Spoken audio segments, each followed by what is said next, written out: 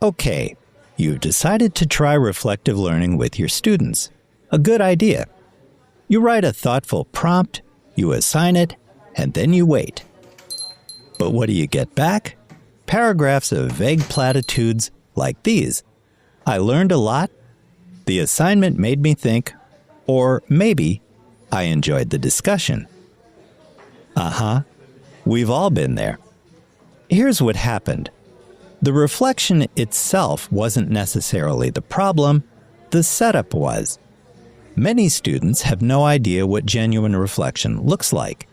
And without the right conditions in place first, even the best prompt can fall flat. So today, in the first program of our Summer 2026 series for college and university teaching faculty, we're walking through 5 moves to make before you ever assign a reflection. Think of it as a pre-flight checklist, short, practical, and the difference between a reflection that actually works and one that just takes up space in a folder on your computer desktop. Hello, everyone. I'm Professor Stokes Schwartz, and welcome to the Collaborative Cafe.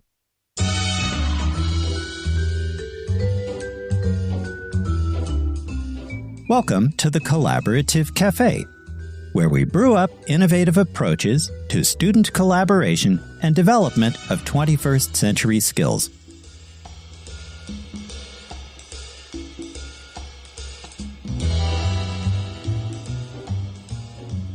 First of all, frame the purpose out loud.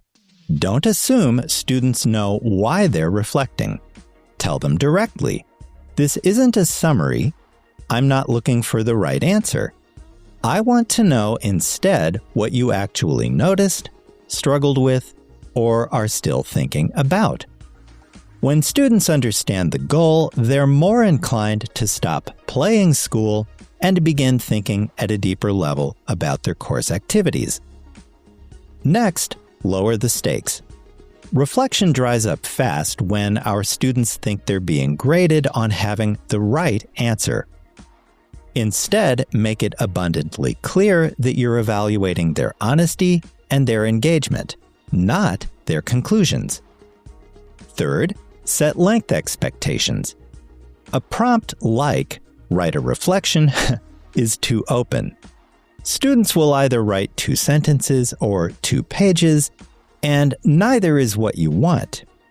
Instead, give them a target like, draft a short paragraph of between 6 to 10 sentences.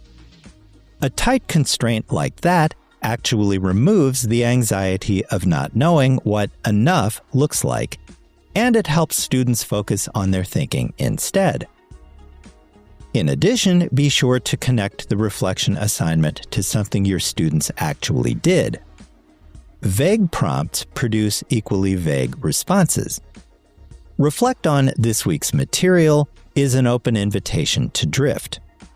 A more effective prompt might be something like, think about the moment during our discussion on Tuesday when you changed your mind, or almost did. That's something concrete that a student can actually grab onto. Ground the prompt in a genuine recent experience. The more specific the anchor, the more honest the reflection. Now, the next move is one that many of us ignore, but it's a step that makes everything else work. So don't click off just yet, because we'll look at what Move 5 involves in just a moment.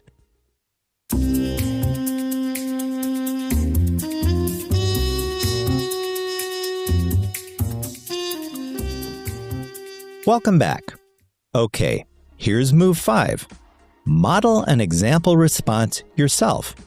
Write a short reflection, your own, and share it with students before they write theirs. It doesn't have to be polished.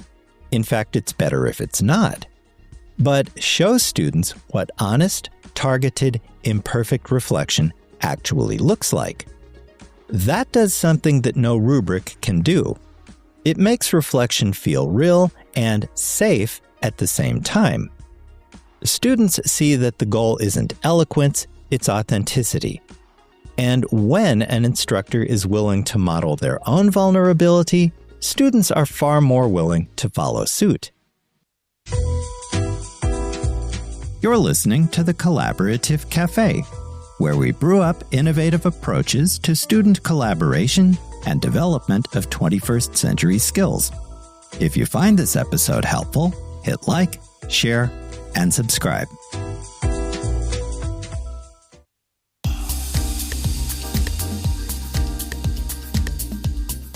Okay, here's a quick recap of the 5 moves to make before you assign a reflection. 1. Frame the purpose. 2. Lower the stakes. 3. Set length expectations. 4. Anchor the prompt to something specific. And 5.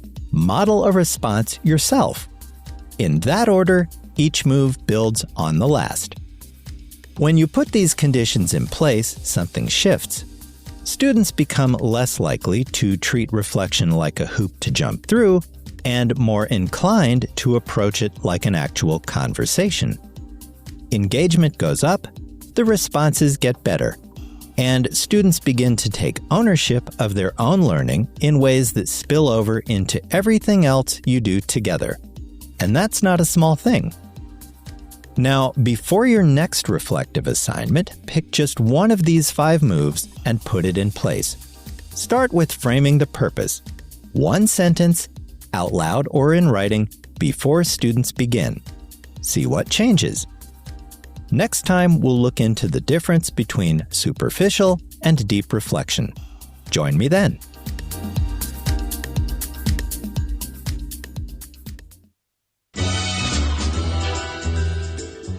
Thanks for dropping by the Collaborative Cafe. See you again soon.